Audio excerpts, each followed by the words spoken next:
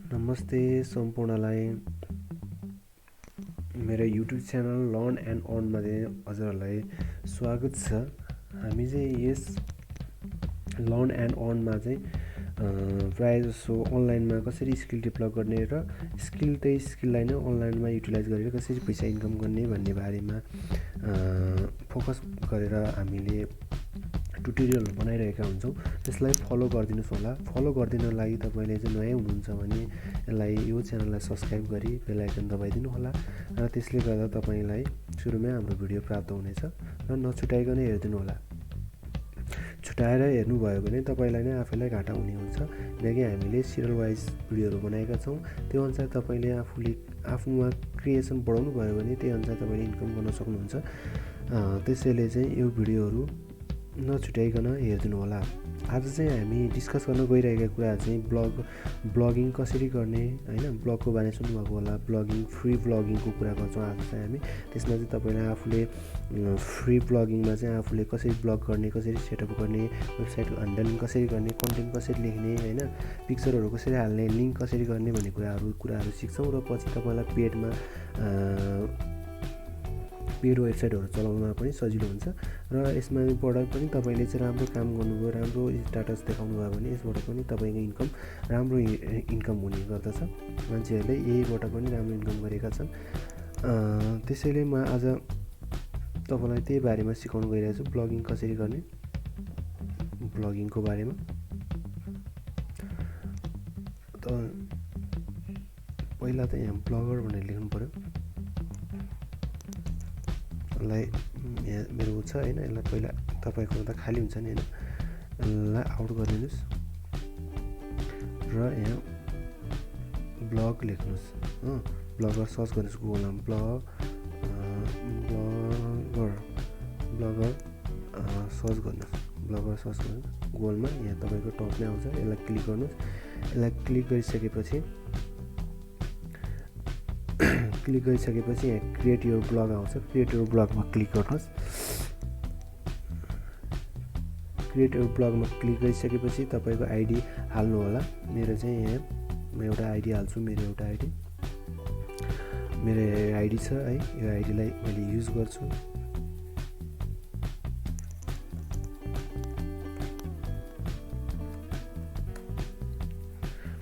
ID र password हालेर login गर्नुहोस् र लगइन गरिसकेपछि भित्र जानुहुन्छ, रिडाइरेक्ट हुँदैछ, ब्लगरभित्र जान्छ। ब्लगरभित्र गइसकेपछि तपाईँको त्यो आइडीमा चाहिँ ब्लग क्रिएट हुन्छ है। तपाईँले एउटा आइडीमा पनि धेरै ब्लगहरू युज गर्न सक्नुहुन्छ। मैले सुरुमा चाहिँ कसरी गर्ने भन्ने मात्रै सिकाउन खोजिरहेको छु। यसमा टाइटल हाल्नुहोस्। मैले चाहिँ एउटा टाइटल हाल्छु, भिजिट नेपाल 2020। टाइटल हाल्नु पऱ्यो। टाइटलमा त किन जोडेर लेख्नु होइन, भिजिट नेपाल 2020 भनेर हालेँ र यहाँ चाहिँ वेबसाइटको युआरएल एड्रेस हाल्नु पऱ्यो। एड्रेसमा चाहिँ तपाईँको ब्लग स्पोर्ट अलरेडी आउँछ होइन, भिजिट अनि तपाईँले देख्नुभएको छ भिजिटमा .blogspot.com भनेको चाहिँ यसले फ्री दिएको हुनाले चाहिँ उसको वेबसाइटको फ्रेन्चाइज हालिरहेको हुन्छ। भिजिट नेपाल मेमोरी तपाईँको नहुन पनि सक्छ है, नभए पनि तपाईँले चेन्ज गरी हाल्न सक्नुहुन्छ। यहाँ चेकिङ हुन्छ, चेकिङ एड्रेस एबिलिटी छ भने राइट हुन्छ, नभए रङ हुन्छ, फेरि तपाईँले अर्को चेक गर्न सक्नुहुन्छ होइन। अनि क्रिएट ब्लगमा क्लिक गर्नुहोस्। क्रिएट ब्लगमा क्रिएट गरिसकेपछि तपाईँको यो चाहिँ ड्यासबोर्ड आउँछ। यो ड्यासबोर्ड भने चाहिँ तपाईँले मात्रै देख्ने हो। तपाईँ जुन एडमिन हुनुहुन्छ उहाँले मात्रै देख्ने हुन्छ। तपाईँले यो एडमिन तपाईँले मात्रै देख्नुहुन्छ। यहाँ तपाईँले नै चेन्ज गर्ने हो, पोस्ट तपाईँले हाल्ने हो र उता तपाईँले हालेको पोस्ट चाहिँ कस्टमरलाई देखाउने हो। यहाँ पोस्ट हाल्ने हो। तपाईँले अब स्ट्याटसमा छ, स्ट्याटसमा अडियन्सहरू कताबाट आयो के छ होइन, अब कतिजनाले हेरे भनेर कुराहरू हुन्छ। कमेन्टमा अडियन्सहरूले कुन तरिकाले कमेन्ट गरे, कहाँ कुन पोस्टलाई कमेन्ट गरे, कति कमेन्ट गरे भनेर हेर्न सकिन्छ। अर्निङ भनेको चाहिँ यो पछि बताउँछु। यो तपाईँको इन्कम जेनेरेट गर्ने ठाउँ हो। यसलाई चाहिँ म पछिको भिडियोमा हाल्छु। पेज भनेको मेनुहरू जस्तो हो। तपाईँको होम हुन्छ, कन्ट्याक्ट अस, प्राइभेसी पोलिसी हुन्छ, त्यस्तोलाई चाहिँ यहाँ तपाईँले क्रिएट गर्न सक्नुहुन्छ।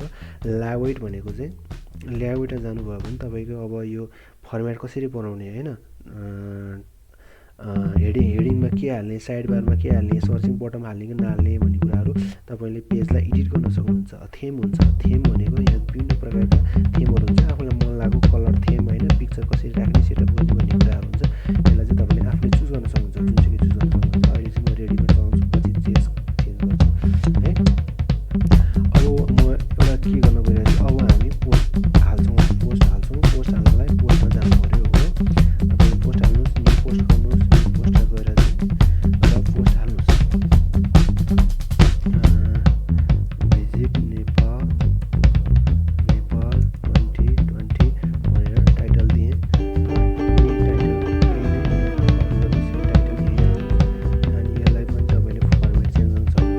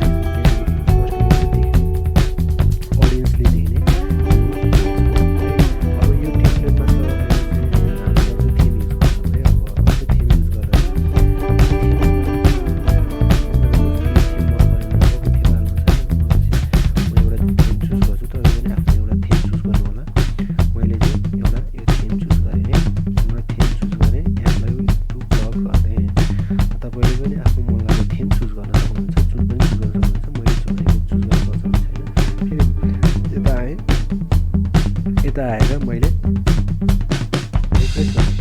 रिफ्रेस गर्दाखेरि ल हेर्नुहोस् अब कसरी चेन्ज भयो है होइन कसरी चेन्ज भयो हेर्नुहोस् यहाँ सम्पूर्ण यसरी चेन्ज हुन्छ। यसरी नै तपाईँले ब्लगहरूमा अब ब्लग पोस्ट गर्दै जानुहुन्छ। मन पऱ्यो भने यहाँ लाइक गर्छन्, कमेन्ट गर्छन् हो, यहाँ कमेन्ट गर्छन्। अब यहाँ यो कमेन्ट ठाउँमा यहाँ कमेन्ट गर्छन् मान्छेहरूले हो। This is really beauty, this is really beauty गर्छन्, पब्लिस गर्छन् होइन। यसरी चाहिँ तपाईँको कमेन्टहरू आउने, लाइक हुने गर्छ, लाइक हुने गर्छ। अब तपाईँले यहाँ ब्याक आउनुहोस् होइन, ब्याकमा आउँदाखेरि चाहिँ तपाईँलाई फेरि पोस्ट हाल्नु मन लाग्यो भने पोस्टमा जानुहोस् अनि एउटा फेरि न्यू पोस्ट गर्नुहोस्। अहिले फेरि मैले एउटा फोटो डाउनलोड गरेँ लेक साइडको है, म फोटो मात्रै हाल्छु, पोस्ट चाहिँ तपाईँले लेख्नु होला। कुनै समस्या भएन। थोरै पोस्टहरू लेख्ने, राम्रो कन्टेन्ट बनाएर लेख्नुभयो भने सम्पूर्ण मानिसले हेर्छन्। त्यो कन्टेन्ट राम्रो भयो भने मान्छेले सेयर गर्छन्। त्यसैले चाहिँ